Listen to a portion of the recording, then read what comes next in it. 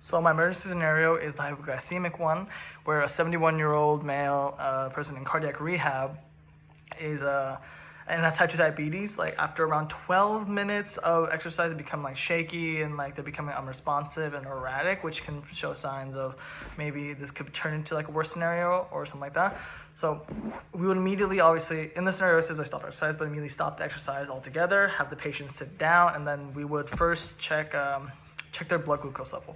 We would get like a pinprick, like the pin stick test, and we'll see if like where the levels are at. If it's below 70, like 70 mgs, or if the patient's showing any signs or symptoms, which is like dyspnea, like shortness of breath, anything like that, we would start the emergency process.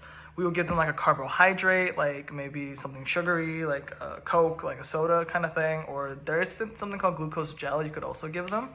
And if the situation becomes worse, like we'll have like more, you can get the attending physician on staff, like the top person, have emergency services number dialed and ready, and have transportation or IVs like having going around.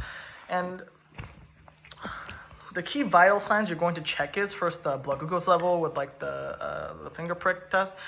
And then you're going to check their heart rate with the stethoscope, obviously, check their heart rate, and then their blood pressure with the blood pressure cuff. And oxygen saturation is a thing, and obviously.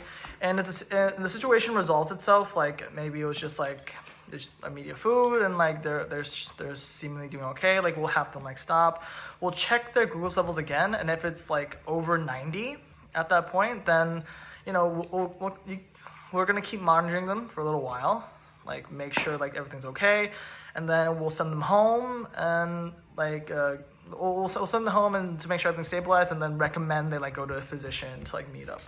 If the situation doesn't resolve itself, we're going to like keep monitoring their vitals, like keep trying to see if they're okay. Obviously call like the head physician like as fast as possible, and if it gets any worse than that, we'll call emergency service like 911, maybe get a paramedic down here and transfer them to like a hospital emergency department. And if there's like a rehab nurse available with like IV, we could do that too. But majority of the time, there's gonna be a nurse on staff, but just in case, have everyone else around them. That's good.